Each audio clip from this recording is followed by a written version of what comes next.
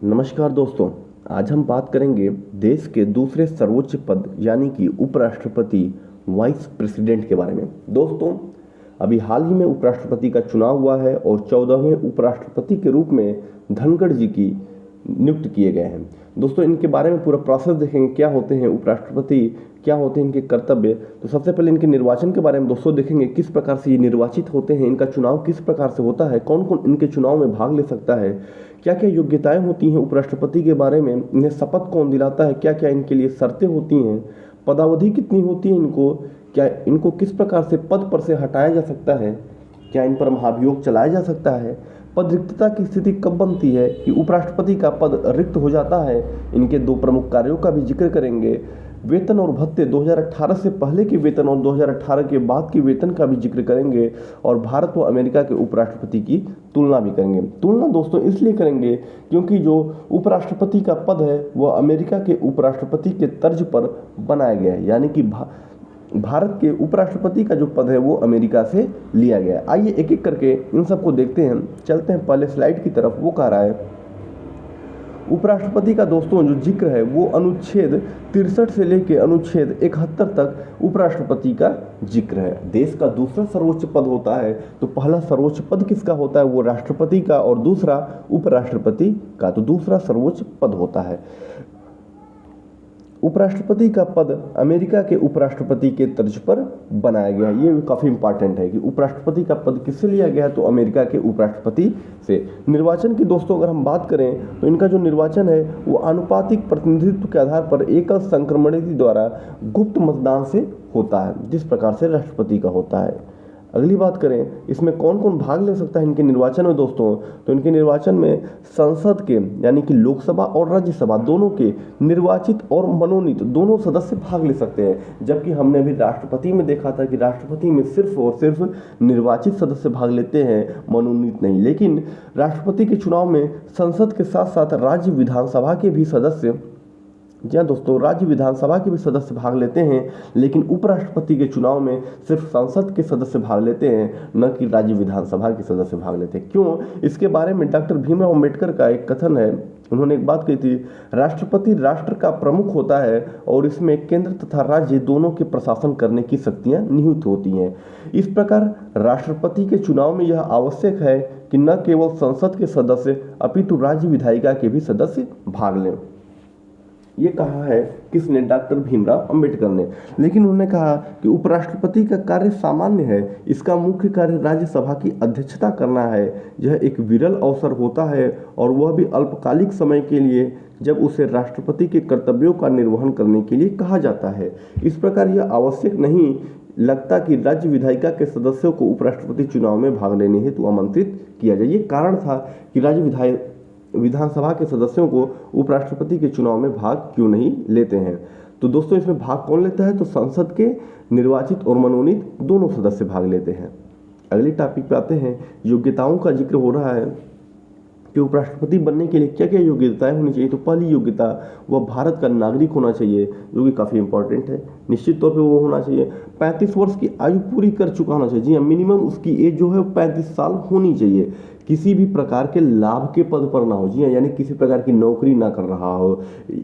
अगर बात करें राष्ट्रपति, उपराष्ट्रपति, राज्य का राज्यपाल, संघ अथवा राज्य के मंत्री किसी भी लाभ के पद पर नहीं माने जाते हैं। जी हाँ दोस्तों, ये नोट करिएगा। राज्यसभा सदस्य बनने की योग्यता रखता हो वह क्या कर सकता है, वह उपराष्ट्रपति का चुनाव लड़ सकता है या उपराष्ट्रपति बन सकता है। शपथ की दोस्तों बात करें, शपथ कौन दिलवाता है, तो शपथ इनको दिलवाया जाता है राष्ट्रपति के द्वारा। महामहिम के द्वारा इनको शपथ दिलवाया जा सकता है। अगर राष्ट्रपति किसी भी कारणवश अनुपस्थित है तो वह किसी को नियुक्त करके उपराष्ट्रपति को शपथ दिलवा सकते हैं।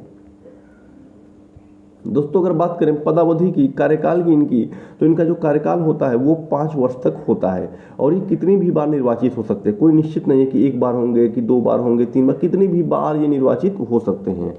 जब तक उसका उत्तराधिकारी न मिल जाए तब तक वह पद पर बना रहेगा। इसका अर्थ क्या है? इसका अर्थ ये है कि जैसे मान लीजिए उपराष्ट्रपति का कार्यकाल 5 साल का पूरा हो चुका है, लेकिन फिर भी किसी भी कारणवश नए उपराष्ट्रपति का चुनाव नहीं हुआ है। तो जब तक नया उपराष्ट्रपति नहीं बन जाता तब तक ये उपराष्ट्रपति के पद पर बने रहेंगे, यानी कि 5 साल से ज़्यादा समय तक भी बने रह सकते हैं। किस कारणवश? कि उपराष्ट्रपति नया देश का नया उपराष्ट्रपति न मिलने की स्थिति में। पद से हटाने की दोस्तों अगर हम बात करें किस प्रकार से इनको पद से हटाया जा सकता है, तो जिस प्रकार से राष्ट्रपति पर महाभियोग लगाया जाता है उनकी उस प्रकार इनकी आवश्यकता नहीं होती है। एक प्रस्ताव लाया जाता है दोस्तों, पहले वो प्रस्ताव राज्यसभा में प्रस्तुत किया जाता है जो कि विशेष बहुमत से राज्यसभा में पास होना चाहिए। उसके बाद उस प्रस्ताव को लोकसभा में लाया जाता है जो कि साधारण बहुमत से पास होना चाहिए। उसके बाद पुनः इसे राज्यसभा में भेजा जाएगा, और लेकिन इन सब चीज़ों के पूर्व 14 दिन की अग्रिम नोटिस देनी पड़ेगी उपराष्ट्रपति महोदय को कि आपको आपके पद से हटाया जा रहा है, आपके ऊपर ये आरोप है। तो 14 दिन की उनको नोटिस देनी पड़ेगी। इनको हटाने के लिए किसी भी महाभियोग की आवश्यकता नहीं पड़ती है। जी हाँ दोस्तों, आइए चलते हैं अगले स्लाइड की तरफ। वो कह रहा है पद रिक्तता, किस किस स्थितियों में उपराष्ट्रपति का पद रिक्त हो सकता है। जैसे 5 वर्ष की अवधि समाप्त होने पर, 5 वर्ष की अवधि समाप्त हो जाती है तो रिक्त हो सकता है, बल्कि ये कहना गलत होगा, उपराष्ट्रपति तो उस समय तक पद पर बने ही रहते हैं। दूसरी स्थिति त्याग पत्र देने पर, उपराष्ट्रपति अगर अचानक से त्याग पत्र देते तो उस समय क्या होता है, इनका पद रिक्त हो जाता है। इनकी मृत्यु हो जाने पर, बर्खास्त हो जाने पर, यदि वह पद ग्रहण करने की योग्य अथवा उनका निर्वाचन अवैध घोषित हो जाता है तो वह क्या हो सकता है, पद रिक्तता की स्थिति बनती है। चुना गया उपराष्ट्रपति पद ग्रहण करने के 5 वर्ष तक अपने पद पर बना रहेगा। जी हाँ, यानी कि इनका कार्यकाल अभी हमने पढ़ा 5 वर्ष तक, तो वह 5 वर्ष तक इनका पदावधि होती है। अगली बात करें दोस्तों, इनके 2 प्रमुख कार्य हैं। 2 प्रमुख कार्य हैं, एक तो है राज्यसभा के सभापति के रूप में, ये इनका प्रमुख कार्य है, ये इनका प्रमुख कार्य यानी फर्स्ट कार्य इनका यही है। लेकिन दूसरा जो कार्य है वो ये है, राष्ट्रपति का पद उसके त्यागपत्र, मृत्यु या निष्कासन, किसी भी कारणवश अगर राष्ट्रपति का पद रिक्त है तो वहाँ पर कार्यवाहक राष्ट्रपति के रूप में। जी हाँ, तो इनके 2 प्रमुख कार्य, पहला कार्य राज्यसभा के सभापति के रूप में और दूसरा कार्यवाहक राष्ट्रपति। कार्यवाहक राष्ट्रपति वो भी मैक्सिमम कितने टाइम तक रह सकते हैं, तो 6 माह तक दोस्तों रह सकते हैं। जबकि अमेरिका में ऐसा नहीं। अमेरिका में अगर किसी भी कारणवश राष्ट्रपति का पद रिक्त है तो वहाँ पे जो उपराष्ट्रपति होंगे, जितना कार्यकाल राष्ट्रपति का बचा होगा उतने समय तक वो उस पद पर बने रहेंगे। लेकिन भारत में मैक्सिमम 6 माह तक बने रहेंगे, उसके बाद देश को नया राष्ट्रपति चुनाव करा करके मिल जाएगा।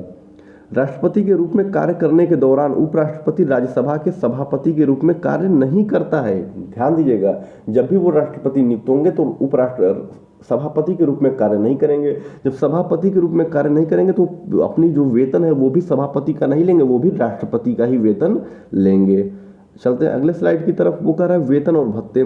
जी हाँ, आ गया, देखिए यहाँ पे 2018 में संसद के सभापति का वेतन जो था 1.25 लाख रुपए था, यानी उपराष्ट्रपति का जो वेतन था 1.25 लाख, लेकिन 2018 से बढ़ा के 4 लाख रुपए प्रतिमाह कर दिया गया। पेंशन की बात की जाए तो पेंशन इनका 50% है, वेतन का 50%। जैसे 4 लाख रुपए प्रतिमाह अगर वेतन है तो 2 लाख रुपए प्रतिमाह पेंशन होगा, जो कि पहले कितना था, पहले 20% था 2018 से पहले। इनको विभिन्न प्रकार के भत्ते मिलते हैं, जैसे दैनिक भत्ता, फोन की सुविधा, चिकित्सा सुविधा, यात्रा, बहुत प्रकार की सुविधाएं मिलती हैं उपराष्ट्रपति को भी। जब उपराष्ट्रपति राष्ट्रपति का कार्य करता है, देखिए ये नोट करिएगा, जब उपराष्ट्रपति राष्ट्रपति का कार्य करता है तो उसे राष्ट्रपति का वेतन मिलता है। इंपॉर्टेंट चीज दोस्तों। चलते हैं अगले स्लाइड की तरफ। वो क्या कह रहा है, भारत व अमेरिका के उपराष्ट्रपतियों की तुलना। जी हाँ, किस प्रकार से वो दोनों भिन्न है, तो भारत के उपराष्ट्रपति का पद अमेरिका के उपराष्ट्रपति मॉडल पर आधारित है। जी हाँ, यानी कि भारत के उपराष्ट्रपति का जो पद है वो अमेरिका से लिया गया है। अमेरिका का उपराष्ट्रपति राष्ट्रपति का पद रिक्त होने पर अपने पूर्व राष्ट्रपति के कार्यकाल की शेष अवधि तक उस पद पर बना रहेगा। ये कह रहा है, ये कह रहा है कि वही अगर 5 साल का कार्यकाल है, मान लीजिए अमेरिका के राष्ट्रपति ने 2 साल तक कार्य किया, उसके बाद किसी प्रकार से वो पद रिक्त हो गया, उनकी मृत्यु हो गई या उन्होंने त्यागपत्र दे दिया या किसी भी कारण से वर्ष से रिक्त हो गया, तो 2 वर्ष तक तो वो कार्य कर चुके हैं, लेकिन शेष कितना बचा हुआ, शेष बचा है 3 वर्ष। तो 3 वर्ष तक क्या होगा, जो उपराष्ट्रपति होंगे उनको नियुक्त किया जाएगा किस रूप में, राष्ट्रपति के रूप में, और वो पूरे 3 वर्ष तक यानी कि 5 वर्ष का जो कार्यकाल है उसको पूरा करेंगे। और जबकि भारत में क्या है, भारत में अगर 5 साल का कार्यकाल है और 2 वर्ष तक राष्ट्रपति ने कार्य किया, उसके बाद फिर उन्होंने त्यागपत्र दे दिया, तो क्या होगा कि उपराष्ट्रपति को राष्ट्रपति नियुक्त किया जाएगा, या किसी भी कारण से पद रिक्त हो जाता है तो उपराष्ट्रपति को राष्ट्रपति नियुक्त किया जाएगा, लेकिन ये मैक्सिमम 6 महीने तक, जी हाँ, मैक्सिमम 6 माह तक ही नियुक्त होंगे। उसके बाद फिर क्या होगा, राष्ट्रपति का चुनाव करा लिया जाएगा और देश को नया राष्ट्रपति नियुक्त किया जाएगा। दोस्तों, आज की आखिरी स्लाइड ये देख सकते हैं आप तस्वीरों के माध्यम से, एक एक कर जो अब तक के देश के उपराष्ट्रपति रहे हैं उनको देख सकते हैं। इसमें 2 लोगों की फोटो नहीं है, एक एम वेंकैया नायडू और दूसरे अभी जो हाल ही में बने हैं धनखड़ जी। धनखड़ जी जो बने हैं दोस्तों, ये देश के 14वें उपराष्ट्रपति के रूप में नियुक्त हुए हैं। ये आपको याद रखना है। ये राजस्थान के झुंझुनू जिला से आते हैं और ये इससे पहले कहाँ के राज्यपाल रहे, उपराष्ट्रपति से पहले तो यह बंगाल के गवर्नर यानी कि राज्यपाल रह चुके हैं। दोस्तों, आज के लिए इतना ही। वीडियो अच्छी लगी हो तो लाइक करिएगा, शेयर करिएगा और सब्सक्राइब करिएगा। तब तक के लिए थैंक यू।